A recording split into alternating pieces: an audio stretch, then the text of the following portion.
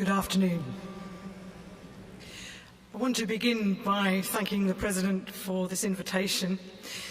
I'm sensible of the ecumenical hospitality of this cathedral, of the academic honour conferred by WTS, of the humbling list of names of those who have preached from this pulpit, and of the fact that you are a captive audience on what for many of you is your day. For you, today is a great day. You who have worked hard over years of reading and thinking and writing and rewriting and debating and wrestling and despairing and finding a way through.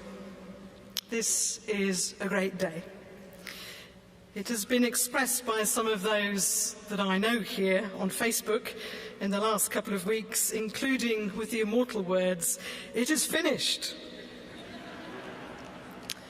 Appropriate both in the sense of it is ended, thank goodness, no more submission deadlines, and it is accomplished. I completed what I set out to do. And congratulations to you. And it is a great day for those who have supported you, your families, perhaps local churches who have made the journey with you and sometimes had to let you make journeys without them, and who have sacrificed to make this educational opportunity possible. For them, it is a great day, and they too might echo with you the words, "It is finished," with relief, but also with pride in your achievement. And it is a great day for your teachers, me included, who look at you with a sense of shared achievement in the work we have shared together, and with a sense of relief, because the academic year is now ended, and pleasure, because the job of education is not to keep even the most delightful students with us, but to send you out to fulfill the purposes for which you came. Which is to say, of course, that whatever kind of ending today represents, whatever here is finished, whatever here is accomplished, this is also a new beginning, a commencement, a gateway into new roles in God's mission that you are now equipped to play through these years of study and with this piece of paper that shortly you will get to clutch in your hand. The passage that I have chosen for us to reflect upon today as you stand on that threshold between being a graduand and a graduate is the first part of John 10, in which Jesus speaks about himself as the Good Shepherd, the one from whom all pastors derive their name, and in which Jesus speaks about himself as the gate for the sheep, an image that is perhaps underexploited as an image of ministry, so one on which I would like to dwell for a few minutes this afternoon. Gates are a regular feature of my daily life in the university city of Cambridge, where I live. Unlike most universities, Cambridge is not a campus university, but a collegiate university. It is made up of some 40 colleges and houses of residence, of which Wesley House, my college, is one. We each have a mini campus in the town, and so it can be hard for visitors to know where the town ends and the university begins. Where is the university, they ask, and it can be hard to know how to answer. One option is to tell people to look for the gatehouses, often impressive brick medieval structures dating back more than 500 years. They tell you that you are crossing a threshold from the town, where anyone may come and conduct their business, into a different space, a private space, often a grassy space, but a guarded space for which you will need the right credentials to enter, and a space with rules. As the first WTS Wesley House Demon students discovered, you need special privileges to walk on the grass at King's College. And no, Nick Works, you cannot climb on the priceless horse sculpture in Jesus College main court. We remember Nick and Carla today. In 2013, when Dean Emeritus Bruce Birch came to see me in Cambridge to suggest a partnership between our institutions, Wesley House was preparing completely to reshape our buildings around a global vision for theological education. We were a bit surprised that our architects insisted on a new gatehouse.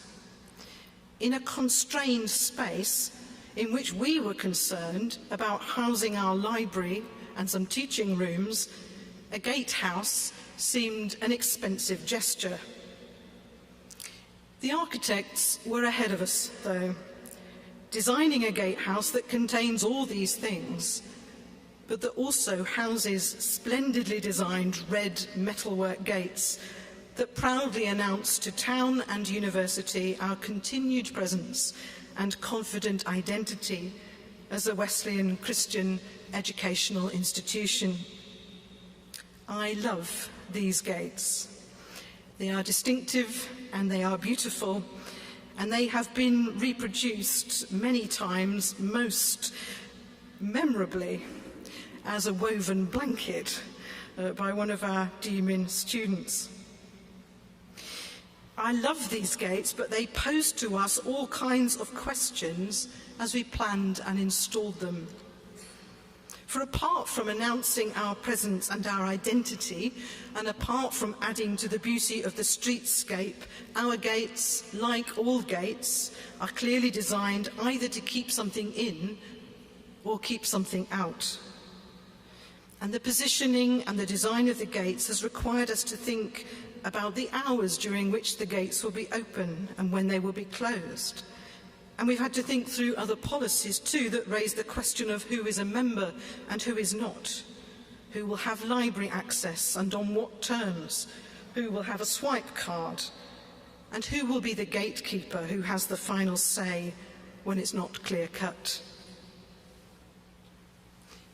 Ever since I visited South Africa with some seminary students some 15 years ago, I have felt uncomfortable about gated communities. In that context, seeing the wealth that is locked inside them and the poverty that lives at the gate, still by and large divided on racial lines, it made me uncomfortable about living in such a gated community myself, in a city that boasts the highest proportion of street homeless in the UK. Visiting South Africa was what J.R.R. Tolkien called a eucatastrophic moment.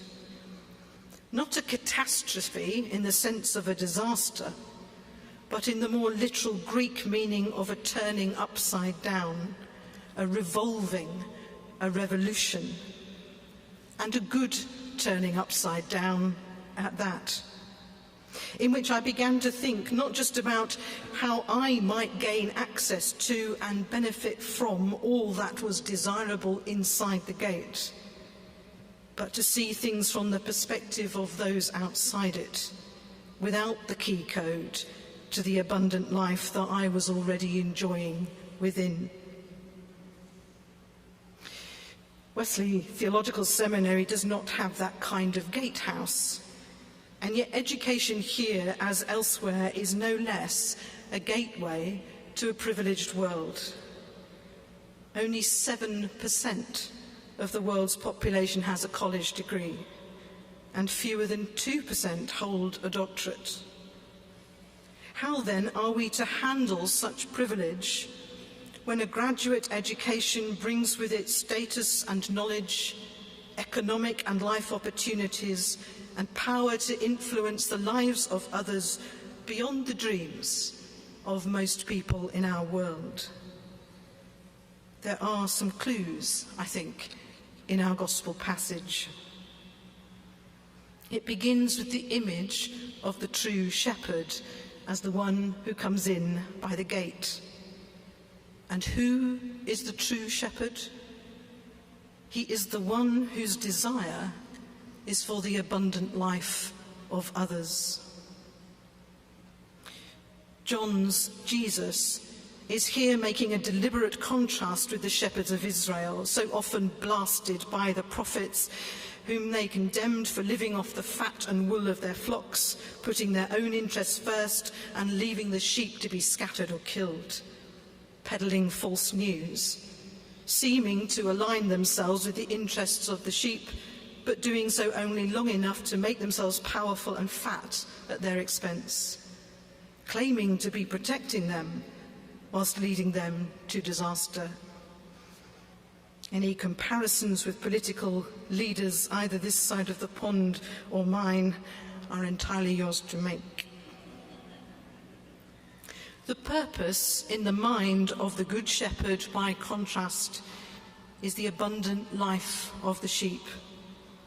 This is what the privileged and protective space of the sheepfold is for, so that the sheep may come in and go out and find pasture. And so the first question that I would leave you with today, those of you who stand on the threshold between being a graduand and a graduate of theology, concerns what and who you think theological education is for. David Brooks, in the New York Times last month, wrote a column entitled "The Moral Peril of Meritocracy." He speaks about the way in which Western culture tells us that what we need to do with our education is to make a mark, become successful, buy a home, raise a family, pursue happiness. People so engaged, he says, spend a lot of time on reputation management. They ask, what do people think of me? Where do I rank? And they assume I can make myself happy if I achieve excellence, lose more weight, follow this self-improvement technique, fulfillment will follow. But he says, many of the people I really admire have woken up to the way in which our individualistic culture inflames ego and numbs spirit. They figured it out, often through losing something. They lost a job or had cancer, or their relationship fell apart. Suddenly the victories of ego seemed not so important anymore. And whilst he says some are broken by this, others are broken apart into a realization that abundant life has little to do with climbing this or any other mountain. Privilege can so easily become the basis of our identity, even when we have had a theological education that has an inbuilt critique of all that. And brought to the texts of the scriptures, such privilege can keep us locked within these walls, making us gatekeepers against those who might remind us of other realities. When the Gospel of John invites those with power and status in the community to become the gatekeepers who let in the Good Shepherd and all who follow behind him, in whatever guise they come. Yet even the image of Jesus the Good Shepherd could be interpreted by those who see themselves on the inside as a tribal one. Jesus being the one who protects us and our people and our interests, the one who puts America first, or Britain first, or the Hutu first, the one who lays down his life for his own kind. And many commentators have used this passage and the metaphor of Jesus as the gate to insist that salvation comes only through Jesus Christ, by which they have meant that Jesus is interested only in people who confess him as Lord, and that salvation comes through Christianity alone. In which case, our vision of the use of our theological education can narrow towards the policing of the particular piece of turf we call the church. And yet, enigmatically and inconveniently, later in this chapter, Jesus claims to have sheep of another fold. Verse 16, I have other sheep that do not belong to this fold, I must bring them also. Perhaps this is only a reference to followers who are both Jews and Gentiles. Perhaps there is nothing particularly radical for us here at all. But the enigmatic saying has led to many to suggest that Jesus' concern here, as always, is not only for those who count themselves in, but also for others. And for some commentators at least, this is an instance amongst many where Jesus is holding the gate for those for whom even his closest followers would close it. The children they shooed away, and the blind beggars they tried to silence, and the woman who was bleeding and contaminating the unclean because of it. And perhaps this passage is an indictment of all who would turn Christianity into yet another tribe, the gates of which need to be closely monitored in case anyone should get in by the back door and threaten what we imagine belongs only to us. And those of us with the privilege of a graduate theological education, many of whom already lead communities of faith, and many of whom here will do so in the future, and some of whom will be gatekeepers of other kinds to grants, to schools, to appointments, to ordinations. We need to take care that we do not spend our power on keeping the gate shut against the Good Shepherd himself, who is trying to bring in those of another pasture who, according to us, might not seem to have the right credentials. Gatekeeping is one power that education can grant us, the power to decide who is in and who is out. And there are important questions here today for those of you who stand on the threshold of new powers, represented by the robes you wear and the certificate you will soon have in your hand. A question about how you will use those powers. And this is the second question I would leave with you this afternoon. What kind of gatekeeper will you be? But it strikes me that for all its dilemmas, gatekeeping is as nothing compared with the business of actually becoming a gate. In the passage we read, Jesus' metaphor shifts away from the notion of gatekeepers who let in or keep out the Good Shepherd to the image of Christ himself as the gate. Christ, whom we are bidden to follow, not as the one who is protected at the heart of the gated community, but who, as the gate itself, is simultaneously exposed on the inside and on the outside, who in his own person is the very bridge that joins the two spaces. The image of Christ as gate, that is simultaneously both inside and outside, reminds me of a trip to the Mexican border with California that I made when the American Academy of Religion was meeting in San Diego.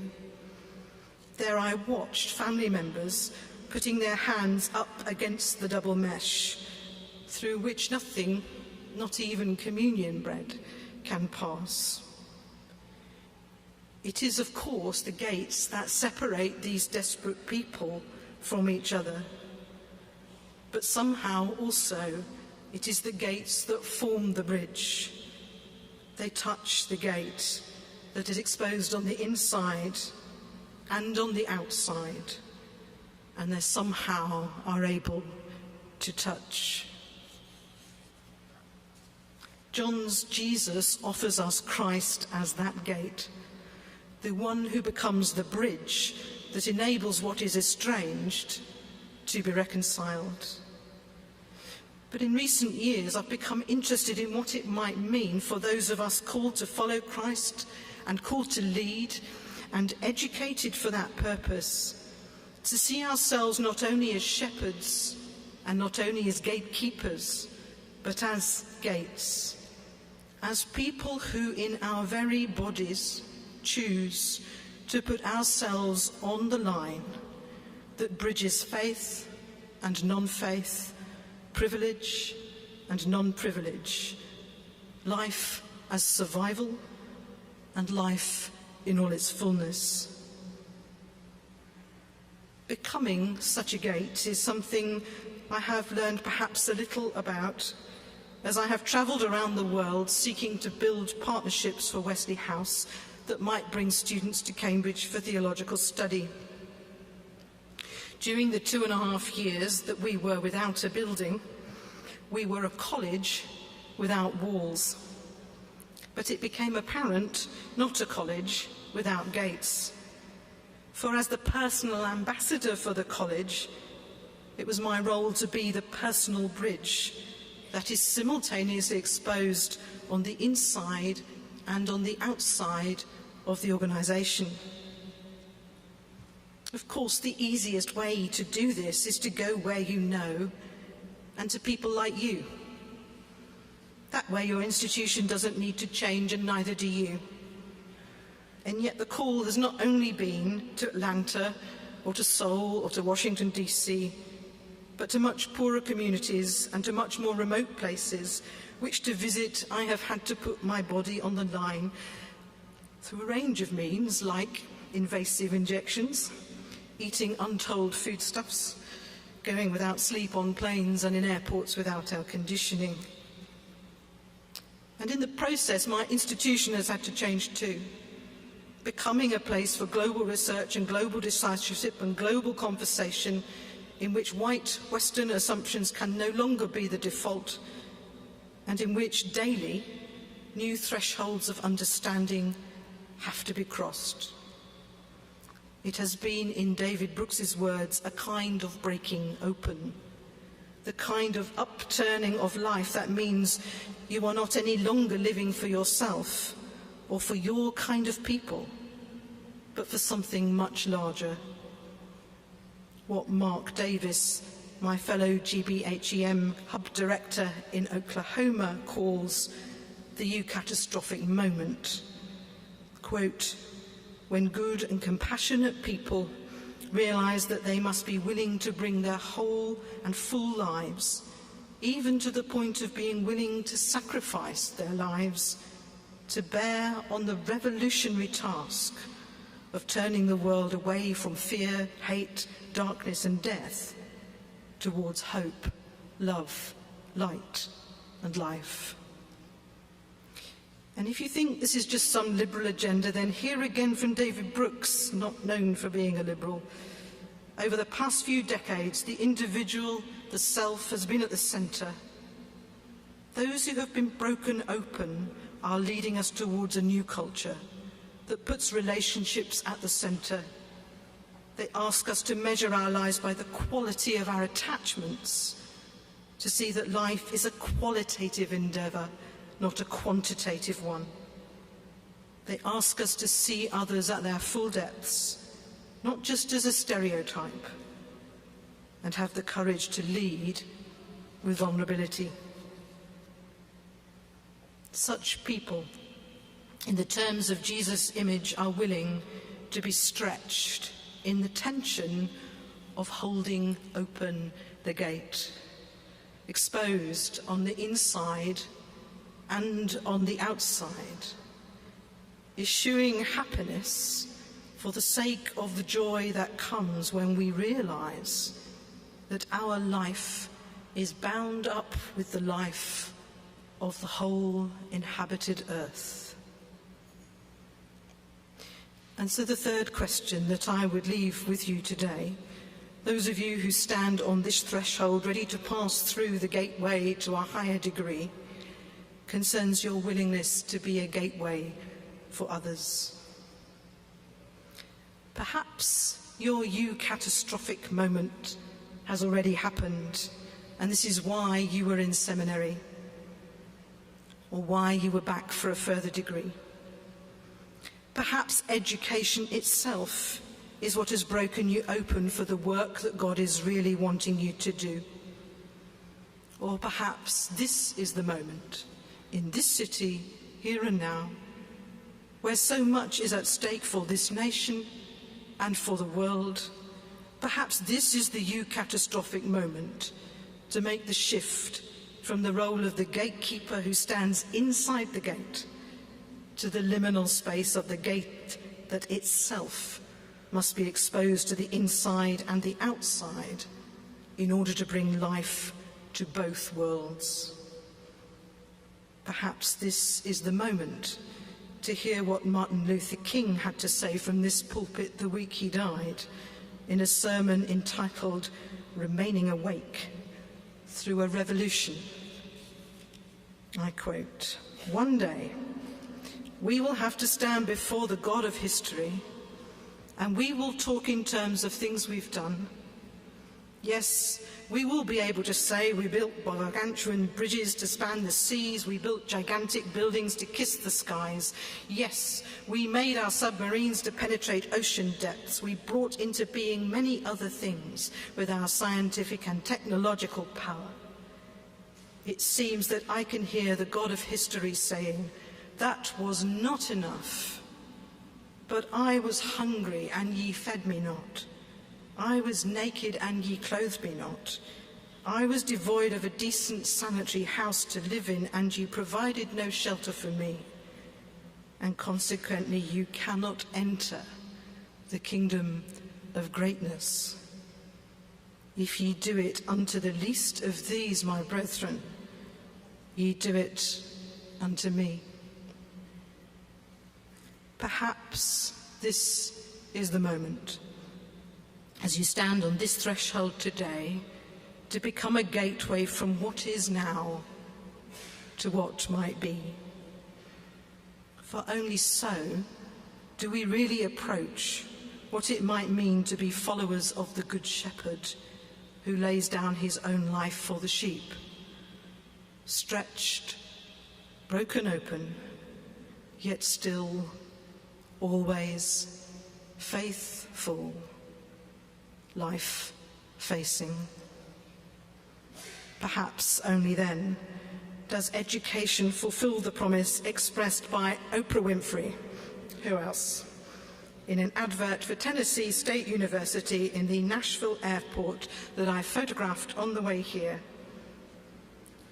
"Education is the way to move mountains, to build bridges, to change the world. Friends, in your hands, it could be."